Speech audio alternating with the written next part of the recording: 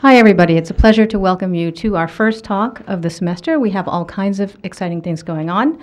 Before I let our introducer of our speaker do his introduction, let me just tell you that our next talk on Friday, September 20th, is not here. All of our talks are usually here, but that one is in a new location, same time, 12 o'clock, but at 1220 Ford School. And that's on State Street. So it's at 1220 Ford School. We'll send that out to you to the email list also, and I think we post these things somewhere online so that you can find that location. But just note that it's not going to be here. Okay, so now I'm happy to introduce Gail Ness, who is faculty emeritus. He was in the sociology department, and it's always good to have him around. We're so glad that after he retired, he continued to be active with us. So Gail Ness, could you please come up and introduce our speaker for today? It's a great pleasure to introduce Professor Wee. I introduced him to my department the other day and reminded people that I went back to University of Science, Malaysia in Penang in 2011 and was a visiting professor there in the Department of Sociology for the winter term. It was one of the saddest experiences of my life. There was 40 faculty members, absolutely no intellectual community whatsoever. People doing their own things and nothing brought together. And it was really a very sad thing. You should all experience something like that to show you how good this place is. We've got all kinds of intellectual communities going on. But then I stumbled across the aisle to the history department, and there I found a vibrant intellectual community going on, run by Professor Wee. He's a historian of Southeast Asia. He's carved out a really nice niche for himself in Borneo. He's the historian now of Borneo, and you're going to hear him speak about that today.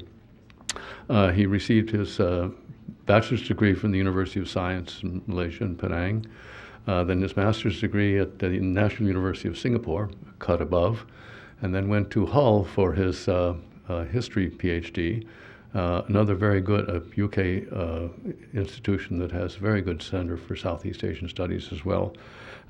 He's been teaching at the University of Science Malaysia for some years.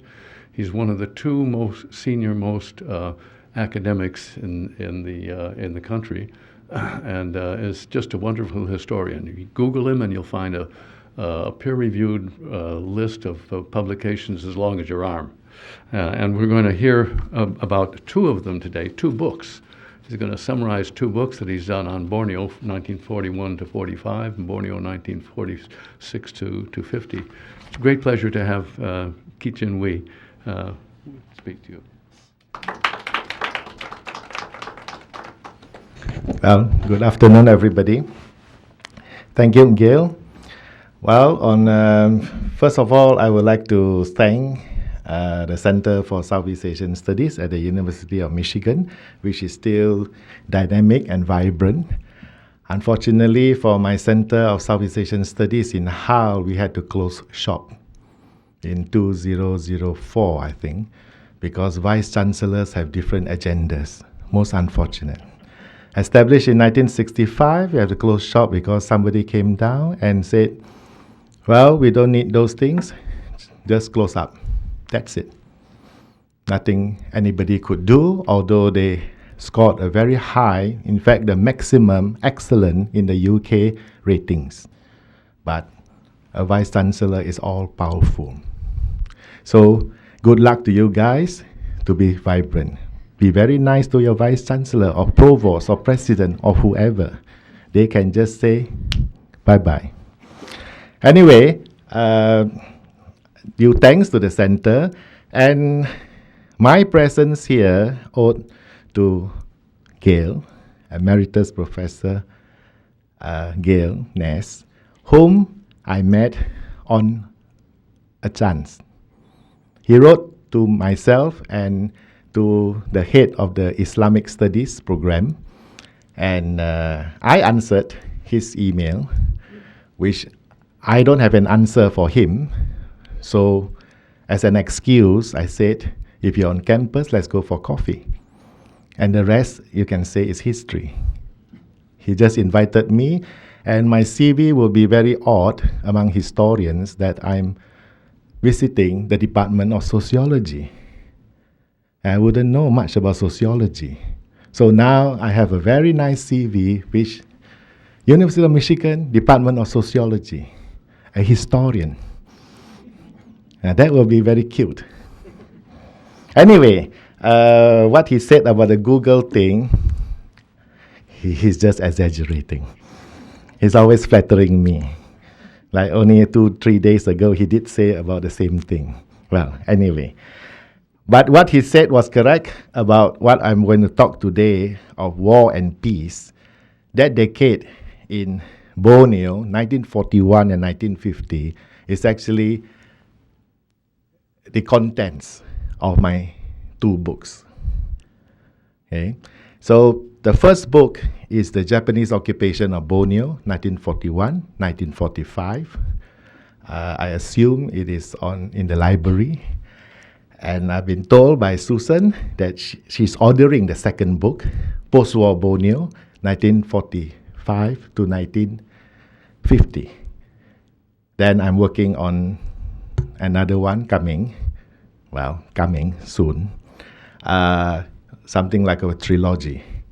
So I'm not trying to sell my book, but just to share with you the contents of what has been done in Borneo's modern history.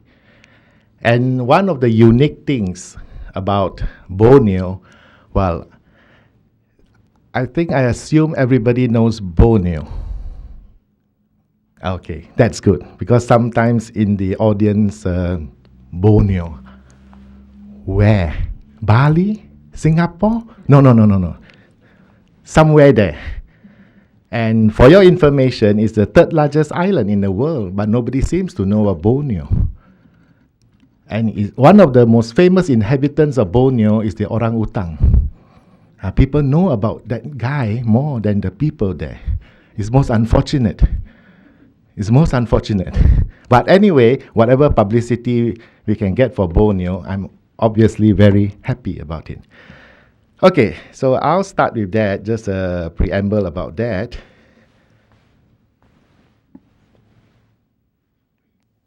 Okay, War and Peace. I chose this title not to plagiarize Tolstoy, but, War and Peace. But the peace, if you can see, is in inverted commas. Not exactly a peace. War, of course, is very obvious, the Pacific War that led to the Japanese occupation of Borneo. So that is quite clear, that's war. But after the end of the war, when Japan surrendered on 15 August 1945, the peace which came to Borneo was very, very entertaining, for me at least. Because during the war, it was not exactly that exciting. I'll tell you later why it was not really that exciting, comparatively speaking. Okay? So the peace, then I got a bit of excitement. Several things happened, much to my real pleasure. Because if you work on Borneo, it's no more, things move very slowly if you have been there. Everything is very slow. And everybody takes it in their stride. So everybody will go, for us, if we go to take a plane, we will be so conscious of the time. But there, weather is not that good, and the person who is in charge of the weather, or more or less tells about the weather, he does this. Wind condition not so good. We don't fly. So everybody walks back. That's it. Of course, being from the other side, like in modern world, we get excited. No, I have to attend that meeting. What do you mean you don't fly? We say, you don't fly. So everybody just walks back. And that's it. Everybody accepts that as a fact. And those who work in Indonesia, I'm sure also will understand, especially in the rural areas. Life is like that. You don't get excited and your blood pressure don't jump up. But for us in this modern, if you miss a connection, you get so excited, I'm going to miss that talk or presentation, or you get flustered and you get stressed out. But people there, they just walk back. Well, tomorrow we come again, etc., etc. So things move very slowly. You literally could see the grass grow there. Very slowly. So the greatest excitement was when the Pacific War came. Excitement to me, as a researcher. So I was expecting a lot of things happening. As you know, in Nanjing, the massacre and everything. Not that I glorify death, but it's exciting. Things happen. Everyday things, historians don't talk about it. You wake up, you brush your teeth, nobody's going to report that. Who's going to read that? But it's got to have all these significant issues. So for Borneo, those significant issues, comparatively speaking, are not really that big. Anyway, I'll tell you how big or how small they are. Okay, that's Borneo. That's what it is today. So if you look at the yellow part, so funny, I put it on here on the screen. The yellow part. This is Malaysia, this is Sarawak, this is Sabah. Part of Malaysia, which is East Malaysia. And you have Brunei, independent state of its own. Okay. Then you have the whole big place of Indonesia, which used to be under the Dutch. All these, Sarawak, Sabah, who used to be called North Borneo, and Brunei were under the British. But very unique. Although under the British, Sarawak was ruled by a family, an English family, Brooks, James Brooke. Then his nephew, Charles Brooke. Nephew's son, Charles Viner Brooke. It was an English family. It was like a private estate. And if that is not interesting, this is even more interesting. North Borneo is ruled by a capitalist company, which has shareholders back in London. So, one is run by a family, like a family business. The other is run by a stock company, a capitalist company.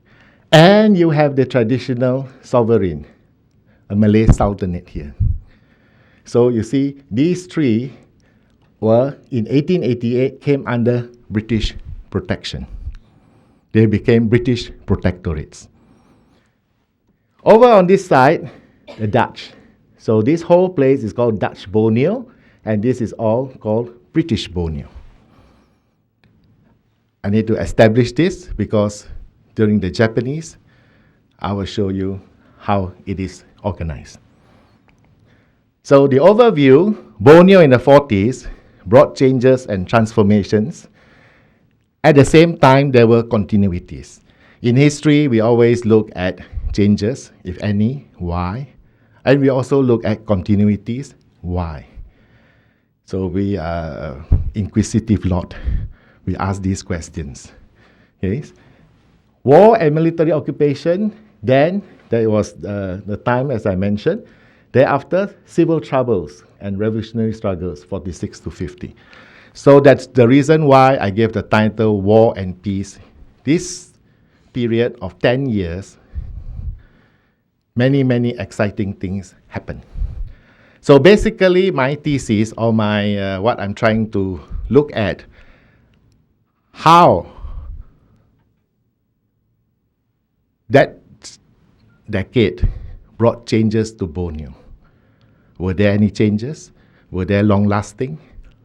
And if long-lasting, how does it impact on post-war developments until today? I mean, basically, that's what I was looking at and thinking about it in penning those two books. And much to my own surprise, I took more than, close to 17 years to come up with those two books. So those of you who took a little bit more on your thesis, don't worry. It takes a long time. It's normal. You are normal. So then don't get too excited that you can't finish in 3 years or 4 years. Life is like that. So don't get excited. We take a long time. Okay? A long time. It shocked myself that it took so long. Anyway, I'll continue. The 40s could be viewed as a turning point. I see it as a turning point in many aspects. I'll talk about that a bit later. So whether the changes brought forth by war and developments were beneficial, positive, or otherwise are questions and issues that I will try to address. And the 4 Bornean territories benefited from actions and decisions undertaken during this decade. So For some Indonesianists, it might be interesting because Kalimantan is part of Indonesia, and it was in with the revolutionary struggle to establish a Republic Indonesia. Therefore, those who are working on empire, British Empire, Sabah, Sarawak, Brunei is part of the British Empire. So I straddle on two areas. So studies of Borneo in the 40s are, well, up to today, not many articles maybe, but there are two major works, which basically are my works. If you do check up, well, you can Google, of course. These two will pop up now and again. Okay, so both works, the significance of it is, I look at Borneo island-wide. Most studies will just look at Sarawak, or they will just look at Sabah, or just West Kalimantan. Look at segments. Nothing wrong with that. That is the area. But what I'm bringing into the literature or the contribution is looking at the place holistically, which so far has not been done. Because there are Indonesianists and those people who work on Malaysia. So that is something that I have, contributed. So lines of inquiry, the impact of the pre-war colonial situation, the colonial period under the Dutch, under the British, wartime military occupation, what really happened then? Did it give a lot of impact in all these areas mentioned here? How do each ethnic group see each other during the war experience, and the experience after the war, all those things happening? So, compared to during the colonial period. These are the things I investigated and looked at. One of the people who live in Borneo, still living there, modern picture, I don't know him, sorry. Some of the young kids. Then post-war developments demonstrated, this is something which is a bit sad to me, they have this we and they. After the war experience brought people, split people up. In the past, of course, everybody was aware that you are different with me, but there was not much of attention. But after the war, because of the war experience, then you have this type of strained relations between various groups. Then it starts to become more serious. And now, like today, in Kalimantan, the Dayaks, the immigrant groups, whatever, there were massacres here and there, identity, etc. And that brings a lot. But it could be traced back to the occupation during the Japanese period. So some of the people who live there, and they still, if you go there, they still look like that. Okay. Fundamental questions. So if you look at it, looking at ethnic consciousness that emerged after among the various ethnic groups. My argument is actually, it happened is because of Japanese policy. Japanese wartime policy accentuated this ethnic consciousness that I'm Dayak, you are Chinese, you are Malay, you are Bidayu, you are Sulu, Suluk, etc. Because of Japanese wartime policies. That was a part of my argument. So, did the pre-war colonial regime foster such feelings of group consciousness, or the wartime occupation act as a catalyst igniting such parochial outlooks? What nurtured and sustained this ethnic consciousness? So if you look at it, my argument is actually Japanese policy. Maybe you may disagree. I welcome your comments. More. Of course, Borneo is very famous for this. These are heads. It could be yours, it could be mine. We happen to be there, shrunken smoked heads of slain enemies. And you have to blame the ladies for this. Because a man not bringing back any heads, nobody's going to marry him. Most unfortunate. So ladies are to be blamed. Anyway, anthropologists can give you another version. So, what I'm trying to establish here is that many tribal groups or many ethnic groups there are really very, very fierce. Tribal fighting, etc. But when the Japanese came, they are no match because of modern weapons. So, I'll look at the wartime military occupation. The Japanese,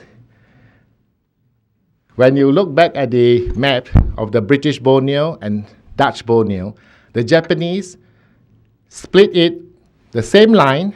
British Borneo came under the Imperial Japanese Army.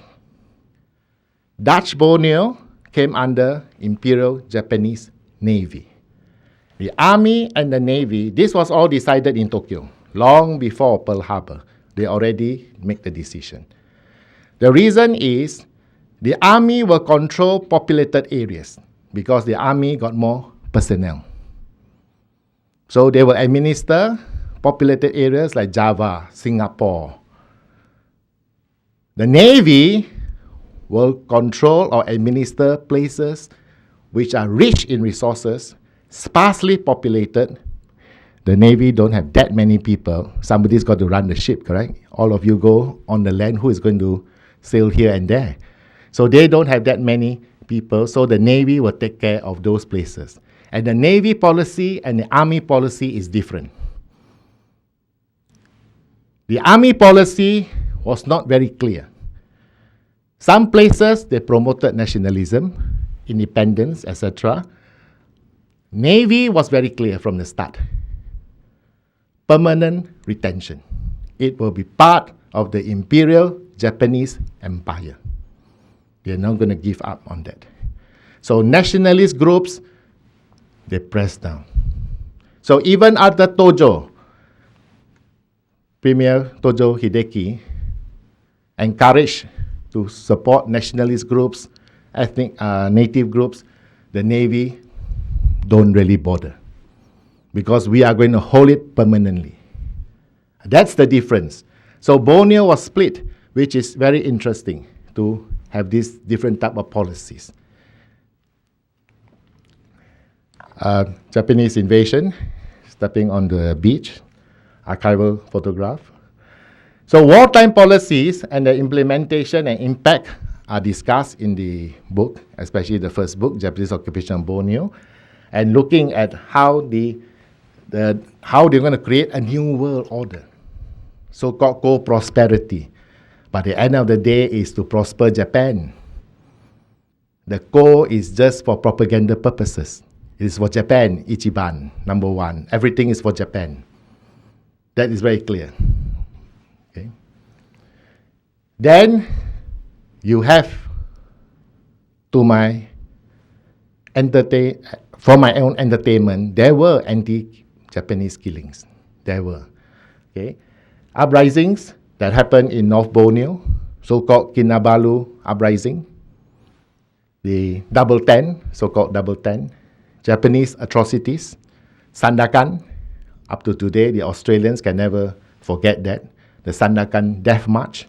Although in Papua New Guinea, in other places, there were so many death march, including Philippines, Bataan. But the Australians, on and on, every year at the Australian War Memorial, they will never forget that. They keep talking. Every year, there will be commemoration. Many books come out about Sandakan. And Peter Stanley, who is Peter is now in the National Museum. Peter used to be in the Australian War Memorial. He said the most talked about, the most written about, the most filmed about episode in Australian military history, the Sandakan Death March. Out of about 2,000 people, 2,000 prisoners of war, British and Australian, only 6 survived because they escaped. The rest all died. So this is one of the big things about Northern Borneo or Sandakan. Then you have prisoner of war, as mentioned. And these are actually the actual archival things. One thing about the Japanese, they are quite bureaucratic. They take pictures, they recorded things down, and so helpful to historians. They are very nice people in that sense for historians, because immediately after the war, every Japanese soldier have to write about what they do during the war.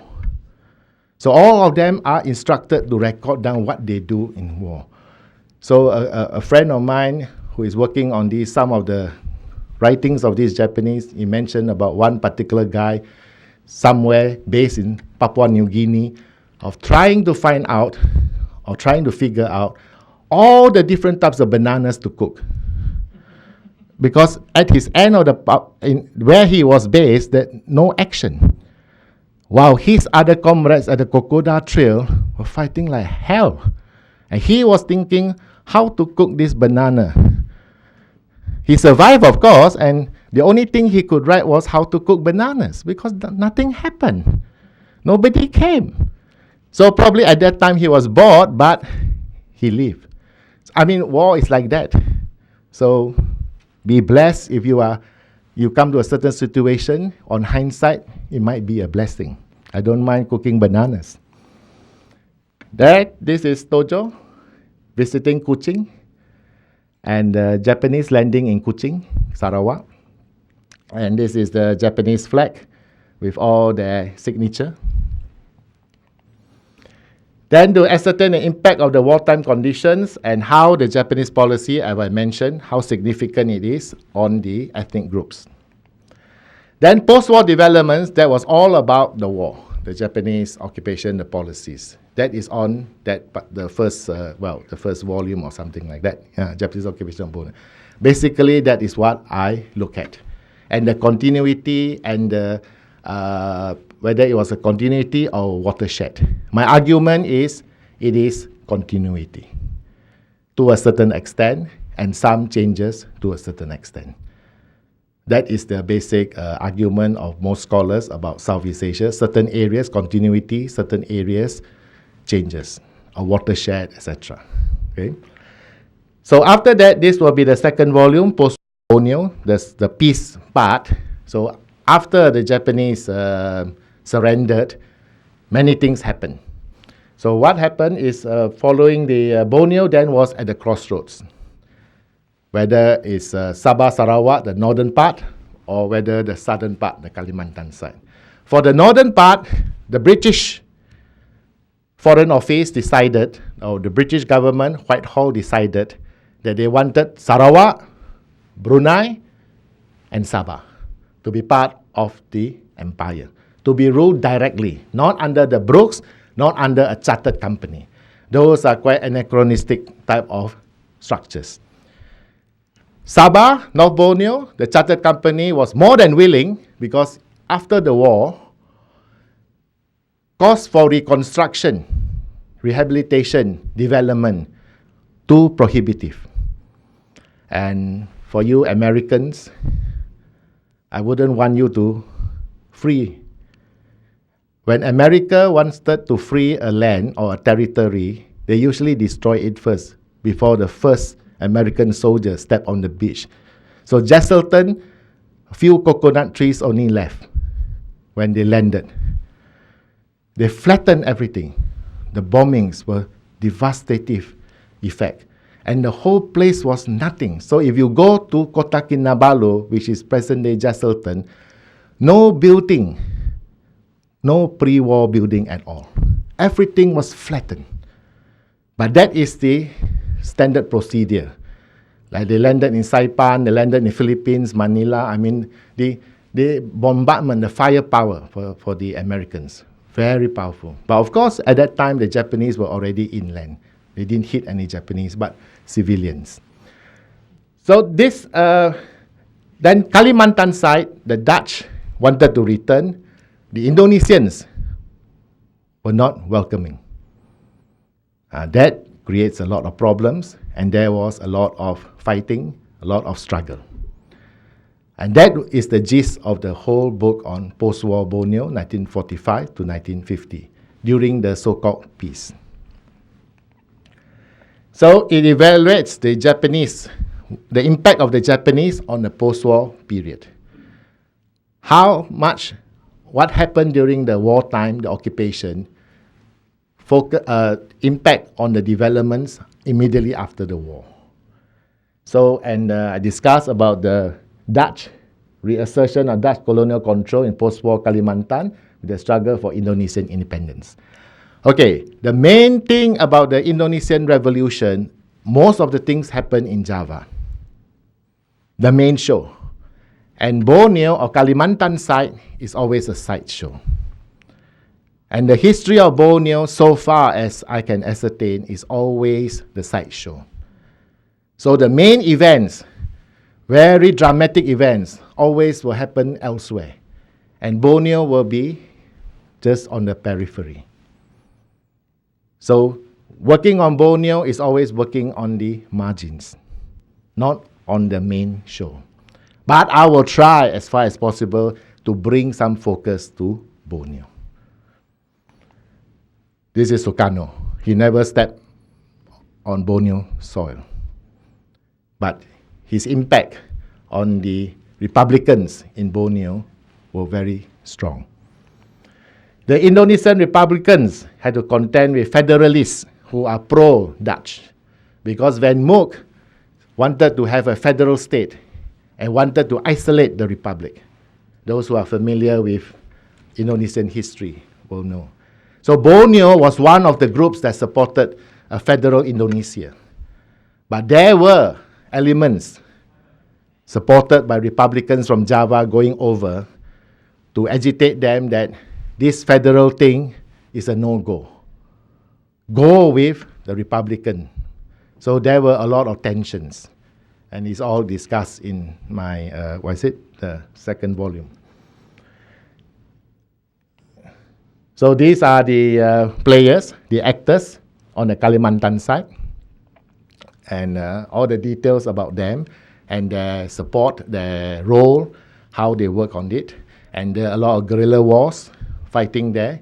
And the Dutch at the end, on the eve of actually the declaration of the Republic Indonesia in 1949, the Dutch actually controlled only places like Banjarmasin, Balikpapan, and Pontianak, and not even the outskirts of those towns. So it was just symbolic, the Dutch flag flying there. It was the rest of the Kalimantan was actually in Republican hands or sympathetic Republican hands. So it was just a name only that the Dutch were there.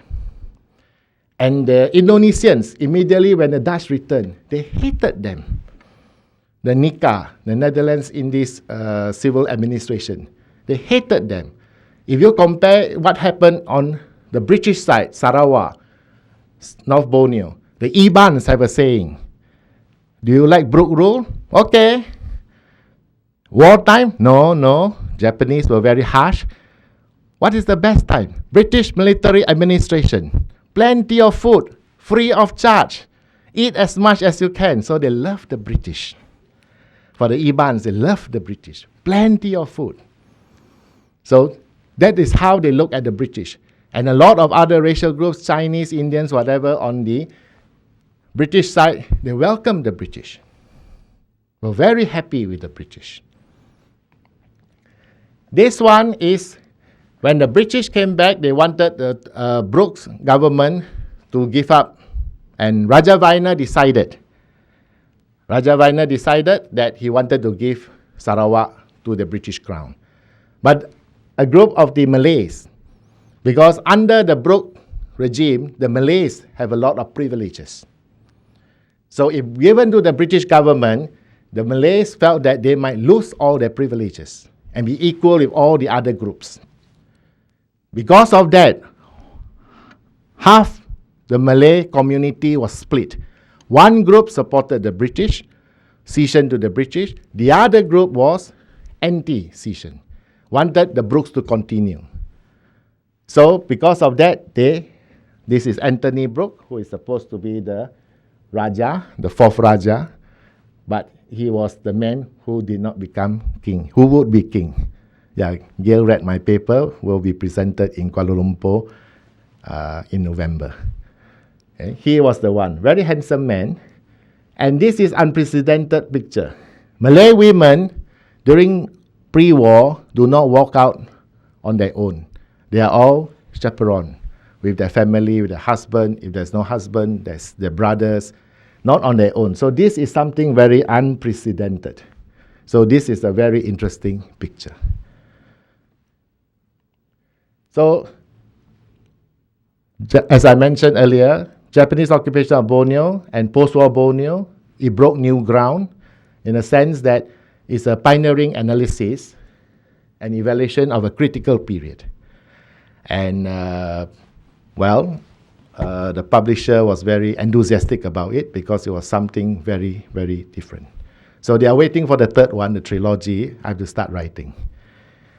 Both volumes further our understanding of the impact of war and occupation on peoples in territories on the periphery as Borneo was then.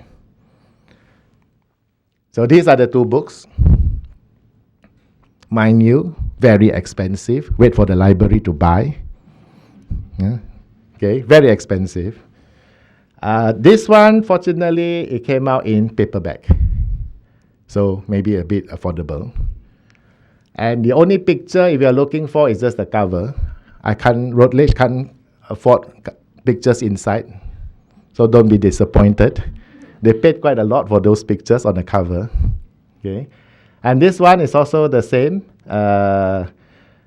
This is pretty expensive. Yeah, anyway, those hardcover books are always expensive. So, thank you.